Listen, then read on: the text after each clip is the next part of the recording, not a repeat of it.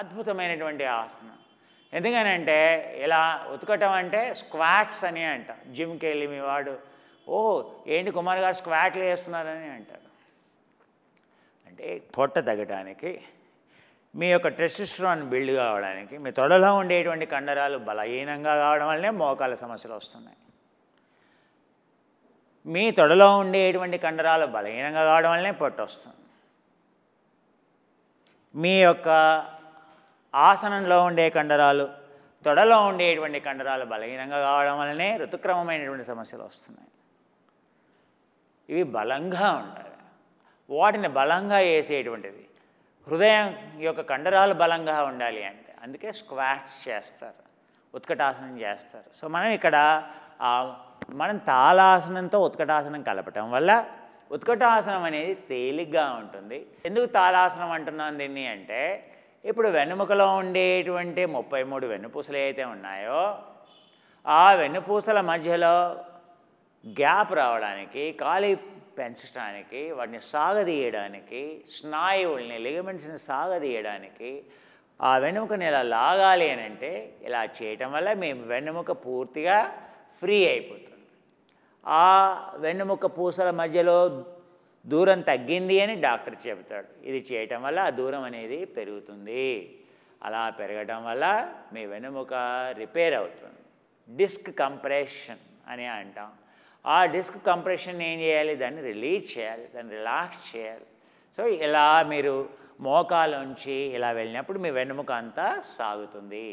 అందుకే ఈ ఆసనం విధిగా చేయాలి. కానీ మోకాలు ఇలా ఉంచకుండా ఇలా వెళ్ళారు, మీ నడుము దెబ్బతింటుంది. అందుకే జాగ్రత్తగా చూస్ చేయాలి. ఇలా మీ చేతుల్ని ఫ్రీ చేస్తూ, భుజాలని ఫ్రీ చేస్తూ, నెమ్మదిగా మోకాళ్ళని ముందుకు ఉంచుతూ, చేతుల్ని ఇలా ఫ్రీగాను వెనక్కి.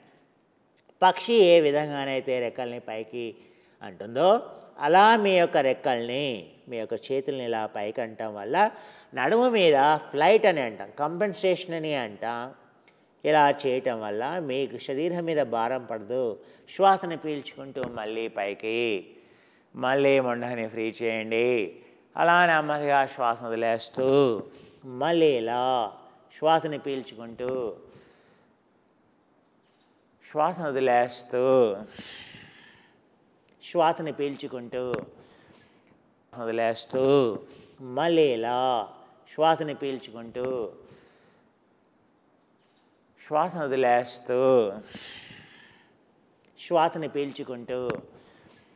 కృష్ణమాచార్యుల వారు ఆయనే చెప్పారు యోగాలో భారతదేశంలో. ఏమని మొట్టమొదటిసారి ఆయన ఏం చెప్పారంటే, ప్రాణం లేనిది ఆసనం లేదు, ప్రాణాయామం అనేది సెపరేట్ కాదు, ప్రతి ఆసనంలో ప్రాణాయామం ఉంటుంది. ఇప్పుడు మనం చేసే ప్రాణాయామం భస్త్రికా ప్రాణాయామం అంటాం.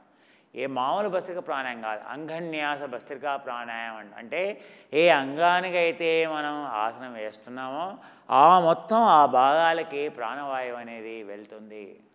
అందుకే కృష్ణమాచార్యుల వారికి చాలామంది ఏమనుకుంటారంటే ఆయన ప్రాణాయామాలే చెప్పలేదు అని అనుకుంటారు. కానీ మీకు ఒక విషయం అర్థం కావాలి, ఆయన కేవలం ఆసనాలు చేయడం వల్ల 1.5 నిమిషం పాటు శ్వాసను ఆపగలిగేటువంటి స్థాయికి ఆయన వచ్చారు. 1.5 నిమిషం పాటు సహజంగా శ్వాసని ఆపగలిగారు అని అంటే ఆయన యొక్క ఊపిరితిత్తుల యొక్క సామర్థ్యం కానీ, ఆయన కణజాలంలో ఉండేటువంటి ప్రాణవాయువు ఎంత పుష్కలంగా ఉందో, ఆయన ఎంత ఆరోగ్యంగా ఉన్నారో, అలా 101 సంవత్సరాలు ఎలా జీవించారో అదే చెబుతుంది.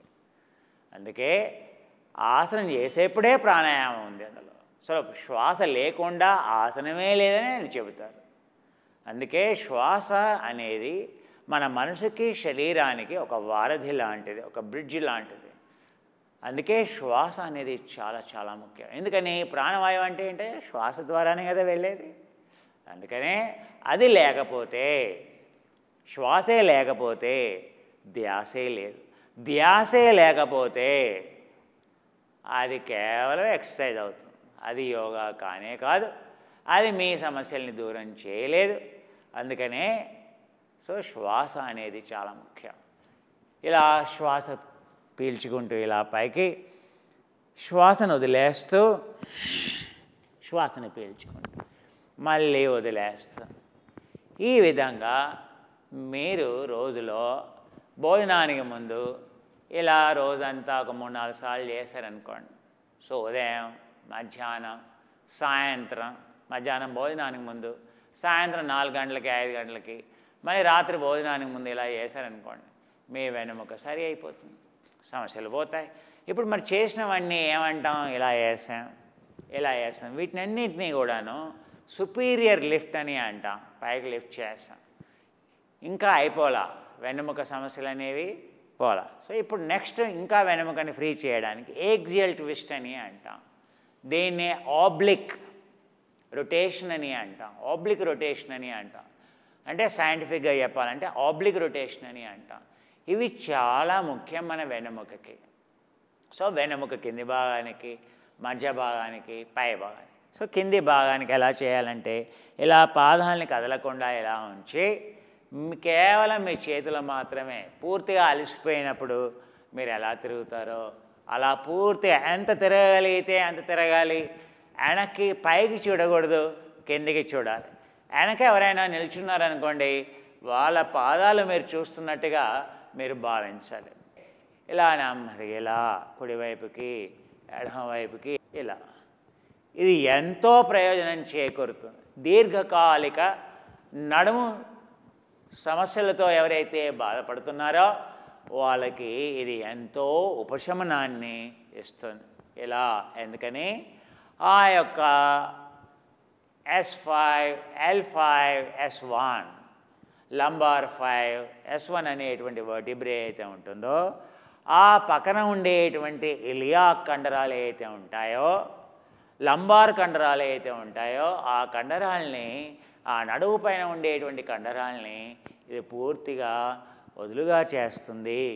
అందుకే ఇలా నెమ్మదిగా ఇలా కుడివైపుకి, ఎడమవైపుకి. అంతేకాదు ఇక్కడ దీన్ని ఆబ్లిక్ ఇంటర్నల్ అని, అంటే లోపల ఉండేటువంటి మజిల్ ఉంటుంది, ఆబ్లిక్ మజిల్. ఇది ఆబ్లిక్ మజిల్ అంట. ఈ లోపల ఉండేటువంటి ఆబ్లిక్ మజిల్ సోవాస్ అనేటువంటి మజిల్కి అటాచ్డ్ ఉంటుంది. అది 2 పనులు చేస్తుంది. ఒకటి మీ యొక్క పునరుత్పత్తి గర్భాశయాన్ని, అండాలని, ఆ తర్వాత అక్కడ ఉండేటువంటి రక్త ప్రసరణకి అది రెండోది పొత్తి కడుపు కింది భాగంలో ఉండేటువంటి విసరల్ ఫ్యాట్ అని అంటాం, బ్రౌన్ ఫ్యాట్ అని అంటాం. ఆ ఫ్యాట్ ఎక్కడుందయ్యా అంటే ఇక్కడ ఉంటుంది. ఆ ఫ్యాట్ ఉన్నప్పుడు గుండె ప్రాబ్లం. ఫ్యాట్ పైన ఉంటే ప్రాబ్లం కాదు, ఫ్యాట్ కింద ఉంటే డేంజర్ హార్ట్కి. సో ఆ కింద ఉండేటువంటి విసరల్ ఫ్యాట్ ఏదైతే ఉంటుందో ఆ ఫ్యాట్, ఆ కొవ్వు పదార్థం అనేది ఎప్పుడు పోతుంది? అది కేవలం మీ యొక్క ఆబ్లిక్ ఇంటర్నల్స్ అనేటువంటి కండరాల మీద పనిచేసినప్పుడు మాత్రమే, ఆ తర్వాత ఆ సోవాస్ మజిల్ మీద పనిచేసినప్పుడు మాత్రమే పొత్తి కడుపులో ఉండేటువంటి కొవ్వు కరిగిపోతుంది. పొత్తి కడుపులో ఉండేటువంటి మూత్రాశయం కానీ, పొత్తి కడుపులో ఉండేటువంటి గర్భాశయానికి కానీ, అండనాళాలకి కానీ, అండాశయాలకు కానీ, ఓవరీస్ కానీ, ఆ యొక్క ఫెలోపియన్ ట్యూబ్స్ కానీ, యూట్రస్ కానీ ఎంతో వ్యాయామం జరుగుతుంది. ఈ కొవ్వు కరిగితేనే వాటికి వ్యాయామం జరుగుతుంది. అందుకే ఇది అద్భుతమైనటువంటి ఆసనం. అందుకే మీరు అద్భుతమైనటువంటి ఆసనం అని, అదేదో కాంప్లికేటెడ్గా ఉంటుంది, అలా పద్మాసనం వేస్తేనే అది చాలా అద్భుతమైనటువంటి ఆసనం అని మీరు ఎప్పుడూ అనుకోకూడదు. అవునా? ఆసనాలు అంటే ఎవరు చేయలేనివని, ఎవరు చూడలేనివని, చూడటానికి చాలా గొప్పగా ఉండేవని, కానీ ఎవరు చేయలేనివని. సో అలాంటి ఆసనాలు మీరు ఆసనం అనుకుంటారు. ఇగో ఇలా అనుకుంటారు మీరు. ఏమనంటే ఆసనం అంటే ఇగో ఇలా ఉండాలి ఆసనం, సో ఇలా పెట్టేసి ఇలా ఆసనం చేయాలి, ఇగో ఇలా ఇలా ఉంటుంది ఆసనం. ఇలా చేసేదాన్నే మనం ఏమంటామంటే ఇలా వేస్తేనే అది యోగా, ఇలా వేస్తే ఇది ఇలాంటి ఆసనాల వల్లనే ప్రయోజనం ఉంటుంది, అందుకని ఇలాంటి ఆసనాలు మనం వేయలేము, ఈ ఆసనాలు మనకు కావు, ఈ ఆసనాలు కేవలం అవునా యోగులకు మాత్రమే అని మీరు అనుకుంటారు. ఇలాంటి ఆసనాలు చూసి మీరేమనుకుంటారంటే ఈ యోగా అనేది మన వల్ల కాదు, ఇలాంటి యోగా చేస్తేనే ప్రయోజనాలు వస్తాయి అని మీరు అనుకుంటారు. ఇలాంటి యోగా చేస్తే కేవలం సమస్యలు వస్తాయి, కేవలం సమస్యలు వస్తాయి. చెప్తున్నాను కదండి. సో ఆధ్యాత్మిక క్రమంలో వేసేటువంటి ఉపవిన్యాసాలతో కూడినటువంటి యోగానే అద్భుతమైనటువంటి యోగా. మీరు పుస్తకాలు చదవలేదు, యోగా అంటే చాలా నెమ్మదిగా నిదానంగా చేసేటువంటి యోగాని మీరు చదవలేదు. అందుకే ఎలా అయితే చేస్తామో ఇదే అద్భుతమైనటువంటి ఆసనం. ఈ విషయం మనకి బోధపడాలి. నెక్స్ట్ చేసేటువంటి ఆసనం మీరు మధ్య భాగానికి వేసేటువంటి ఆసనం. ఇక్కడ మన యొక్క స్ప్లీన్ ఉంటుంది, అంటే మన యొక్క రోగ నిరోధక శక్తిని పెంచేటువంటిది. ఇక్కడ జీర్ణాశయం ఉంటుంది, ఇక్కడ వచ్చేసి కాలేయం ఉంటుంది, ఇక్కడ వచ్చేసి అడ్రినల్ గ్లాండ్స్. వీటిని ఎంత ఉపయోగిస్తున్నామో మన పిల్లలైతే ఇంకా ఆ యొక్క మొబైల్ ఫోన్ మీద ఆ వాట్సాప్, ఈ యాప్, ఇవన్నీ కూడా దేని మీదనే అంటే ఈ గ్రంథులు అలసిపోతున్నాయి. అందుకే ఫెటీగ్ అని అంటాం, అడ్రినల్ ఫెటీగ్ సిండ్రోమ్ అని అంటాం. అందుకే దీన్ని ఎక్కువగా ఉపయోగించకూడదు. కసుబుసుమ అంటాం. మన పిల్లలకి మార్నింగ్ బ్రేక్ఫాస్ట్ దగ్గర ఏ రోజు కూడా గొడవ చేయకుండా తినరు. వాళ్ళేంటి, మనం కూడా తినాం. సో అవన్నీ ఎక్కడ ప్రభావం చూపిస్తాయి? దీని మీద ప్రభావం చూపిస్తాయి. ఆ కిందనే కిడ్నీస్ ఉంటాయి.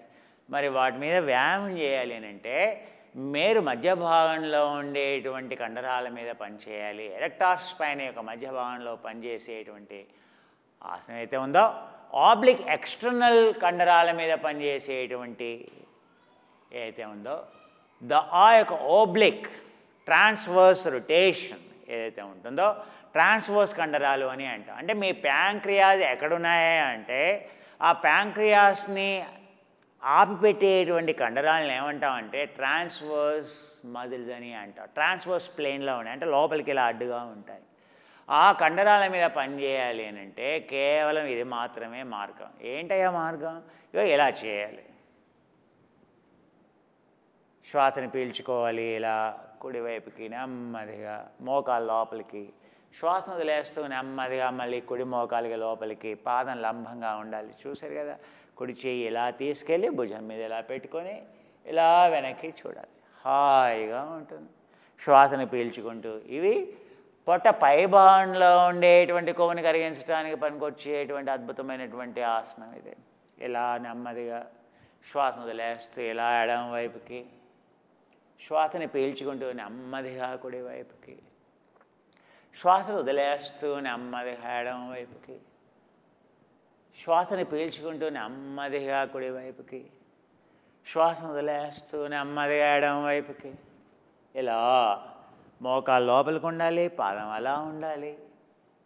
శ్వాసని పీల్చుకుంటూ నెమ్మదిగా కుడివైపుకి, శ్వాసను వదిలేస్తూ నెమ్మదిగా ఎడమ వైపుకి, శ్వాసని పీల్చుకుంటూ నెమ్మదిగా కుడివైపుకి, శ్వాసను వదిలేస్తూ నెమ్మదిగా ఎడమ వైపుకి, శ్వాసని పీల్చుకుంటూ నెమ్మదిగా కుడివైపుకి, శ్వాసను వదిలేస్తూ నెమ్మదిగా ఎడమ వైపుకి, శ్వాసని పీల్చుకుంటూ నెమ్మదిగా కుడివైపుకి, శ్వాసను వదిలేస్తూ నెమ్మదిగా ఎడమ వైపుకి, శ్వాసని పీల్చుకుంటూ నెమ్మదిగా కుడివైపుకి, శ్వాసను వదిలేస్తూ నెమ్మదిగా ఎడమ వైపుకి, శ్వాసని పీల్చుకుంటూ నెమ్మదిగా కుడివైపుకి, శ్వాసను వదిలేస్తూ నెమ్మదిగా ఎడమ వైపుకి, మళ్ళీ పీల్చుకుంటూ నెమ్మదిగా ఇలా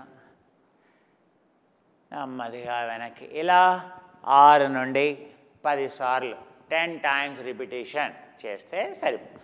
నెమ్మదిగా శ్వాసను పీల్చుకొని పైకి వదిలేస్తూ కిందకి భోజనానికి ముందు. సో ఇవి చేస్తే మీకు ఎంతో జీర్ణశక్తిని పెంచేటువంటి ఆసనాలు. ఆ జీర్ణశక్తి కావాల్సినటువంటి ఏదైతే ఎంజైమ్స్ అయితే ఉంటాయో, డైజెస్టివ్ ఎంజైమ్స్ అయితే ఉంటాయో, జీర్ణానికి ఉపయోగపడేటువంటి ఆమ్లాలు ఏవైతే ఉంటాయో అవన్నీ కూడా ఉత్పత్తి అవుతాయి.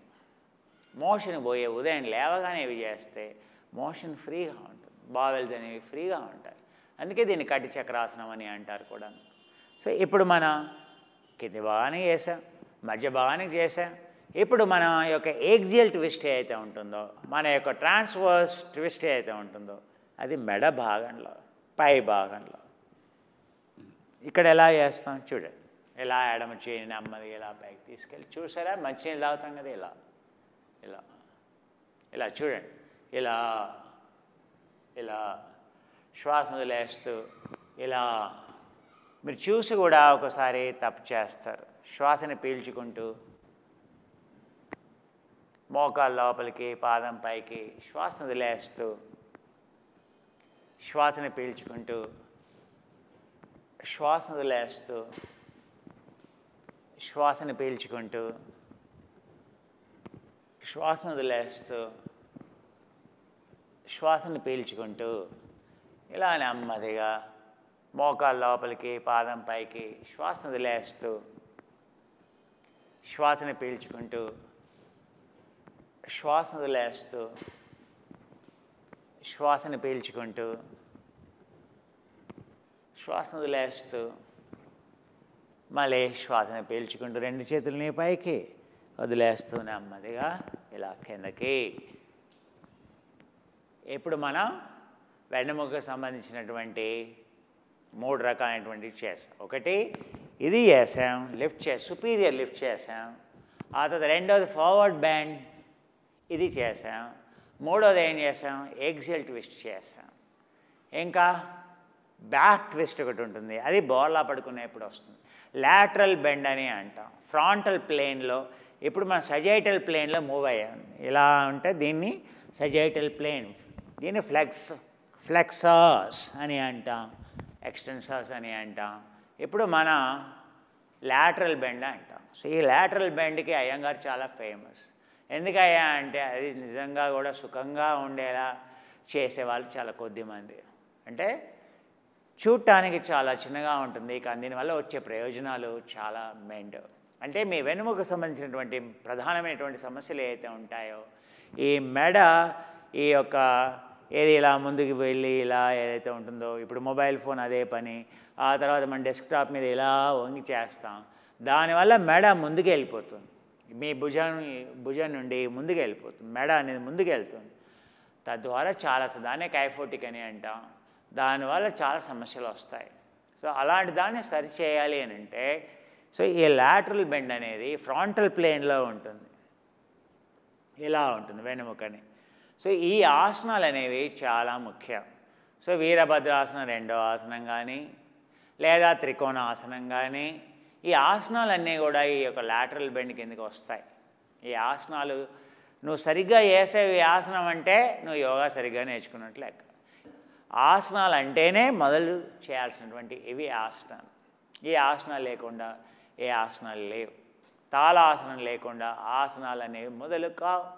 అందుకే తాళాసనంతో మొదలెట్టాలి. ఎందుకంటే అన్ని ఆరోగ్యకరమైనటువంటి సమస్యలు ఏ గ్రంథికో దేనికో సంబంధితమైనటువంటి నాడీ మండల వ్యవస్థకి మరియు రక్త ప్రసరణ వ్యవస్థకి సంబంధితమైనది కనుక, సో అదంతా వెన్నెముకతో ఉంటుంది కనుక ఆ వెన్నెముక మీద పనిచేయటం అనేది చాలా ముఖ్యమైనటువంటిది. అందుకే మన క్రమ పద్ధతిలో శాస్త్రీయంగా మనం నేర్చుకుందాం. And this is our garcinia powder. Garcinia powder, kokum powder, pure. See, it can be used for, instead of tamarind, it is the best powerful antioxidant, metabolizer of the fat, very powerful immunomodulator. It comes from the forest of Sahyadri. So the forest it is. It is one of the best sources actually. We also have this juice, Garcinia indica it is called. Garcinia indica it is. Very powerful. So it is citrus. So with the honey and all, if one can have in the morning, there are too many things. You can have it in the morning sometimes. So especially in preparing sambar in Indian recipe, in Indian typical meal. So you will have all the tastes. So the middle taste is the citrus. Citrus is acidic always. So that normally tamarind has many negative effects. Only areas where fluorine is high in the water, so there tamarind must be used. Otherwise, so we should use kokum. So it is easy, powerful antioxidant, and it doesn't cause any burning in the stomach. So very little only required.